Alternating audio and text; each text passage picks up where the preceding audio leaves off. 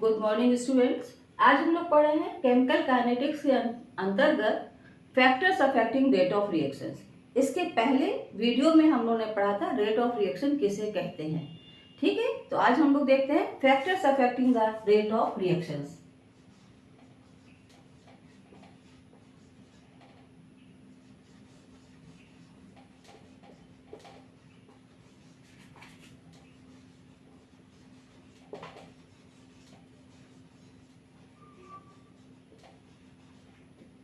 पहला फैक्टर है nature of reactor.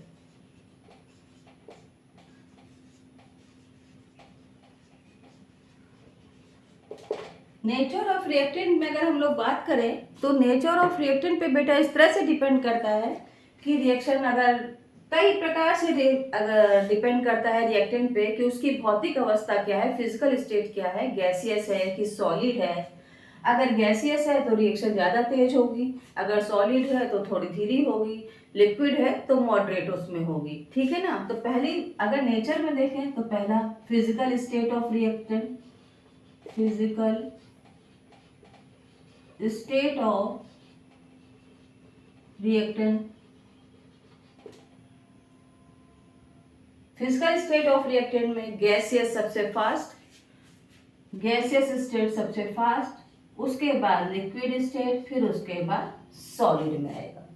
दूसरी चीज रिएक्टेंट होमोजीनस है। सारी बात रिएक्टेंट पे ही हो रही है। होमोजीनस है या हेट्रोजीनस है। ठीक है। तीसरा कंसंट्रेशन ऑफ रिएक्टेंट, रिएक्टेंट की कंसंट्रेशन कैसी है। ठीक है, रिएक्टेंट की कंसंट्रेशन पे भी डिपेंड करेगा। कंसंट्रेशन जितनी ज्यादा होगी रिएक्शन, रेट ऑफ रिएक्शन उतनी ही ज्यादा होगी। Normally rate of reaction is directly proportional to concentration. जितनी ज्यादा कंसंट्रेशन उतनी ही ज्यादा क्या होगी, रेट ऑफ रिएक्शन होगी। ठीक है, इस पे डिपेंड करता है कि कैटलिस्ट पे भी डिपेंड करता है। तो बहुत सारी चीजों पर नेचर ऑफ रिएक्टेंट पे चीजें डिपेंड करती हैं। अब दूसरा है, ये पहला हम लोगों ने पढ़ा, अब दूसरा है जिस पे ये डिपेंड करेगा। पहला है नेचर ऑफ रिएक्टेंट, दूसरा है फिजिकल स्टेट ऑफ रिएक्टेंट। तो फिजिकल स्टेट हम लोगों ने देख ली है। तीसरा है सरफेस एरिया ऑफ रिएक्टेंट, दूसरा physical state of reactant,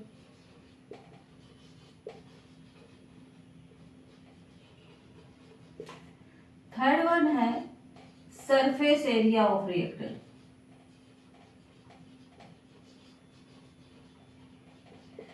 surface area जितना ज्यादा, ये डायरेक्टली प्रोपोर्शनल टू होता है आपके रेट ऑफ रिएक्शन के, क्योंकि सरफेस एरिया जितना ज्यादा होगा रेट ऑफ रिएक्शन उतनी ज्यादा होगी।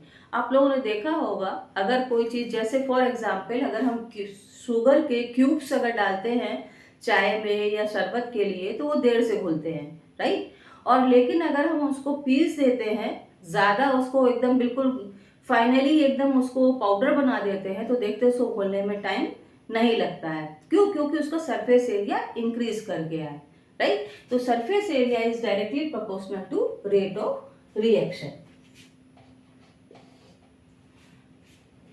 नंबर 4 आता है इंटेंसिटी ऑफ लाइट। ये सारी रिएक्शंस पे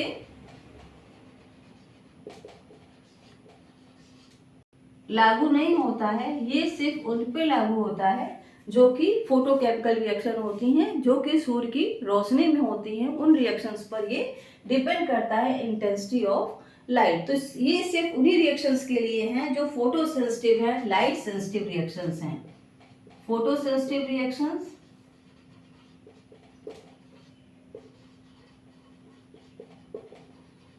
और लाइट सेंसिटिव रिएक्शन सिर्फ उन्हीं के लिए है, ये सारी रिएक्शंस के लिए लागू नहीं होता है। तो उनके लिए लागू है अगर लाइट ज्यादा होगी। फॉर एग्जांपल सबसे कॉमन एग्जांपल इसका यही है H2Cl2। यहाँ क्या बनाते हैं 2HCl in the presence of light, और लाइट को कैसे दिखाते हैं Hnu। फोटोन के रूप में आती है लाइट। तो इसमें दिखाते तो ये खाली फोटोकेमिकल रिएक्शंस के लिए है। तो फोटोकेमिकल रिएक्शन के लिए क्या है, intensity of light is directly proportional to ROR। ठीक है, नेक्स्ट आते हैं हम लोग कैटलिस्ट।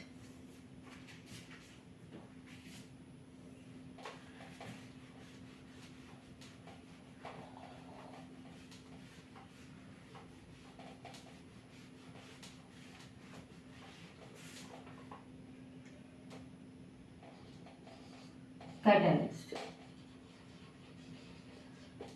कैटलिस्ट नॉर्मली माना जाता है is directly proportional to rate of reaction. कैसे?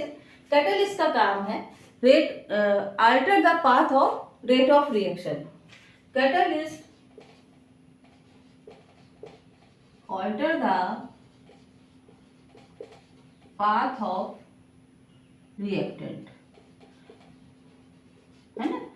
ये पाथ रिएक्टेंट का बदल देती है। फॉर एग्जाम्पल ये रिएक्शन इस तरह से हो रही है, एक्टिवेशन एनर्जी जब होगी तभी यहाँ से क्रॉस करके बनाता है। तो कैटालिस्ट जब हम लगाते हैं वो क्या कर देता है, पाथ को चेंज कर देता है, मतलब एक्टिवेशन एनर्जी को कम कर देता है और रेट ऑफ रिएक्शन इंक्रीज हो जाती है। इसीलिए catalyst directly proportional to rate of reaction है।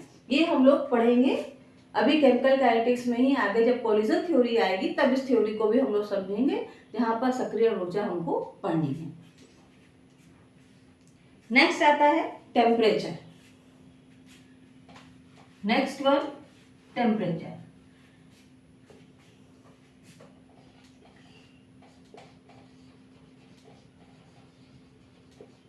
Temperature is directly proportional to rate of reaction. आपने देखा होगा कि जब चीनी को हम लोग ठंडे पानी में घोलते हैं, फ्रिज के पानी में अगर घोलिए तो बहुत जल्दी नहीं घुलती है, लेकिन जब उसका हम टेम्परेचर इंक्रीज करते जाते हैं और टेम्परेचर जब इंक्रीज होता है तो बहुत जल्दी चीनी घुल जाती है। तो रेट ऑफ रिएक्शन क्या है, उसकी इंक्रीज कर गई due to increase of temperature. तो जैसे जैसे टेम्परेचर बढ़ाएंगे रेट ऑफ रिएक्शन इंक्रीज करेगी। तो आज के इस टॉपिक को यही समाप्त करते हैं। कल मिलते हैं एक नए टॉपिक के साथ।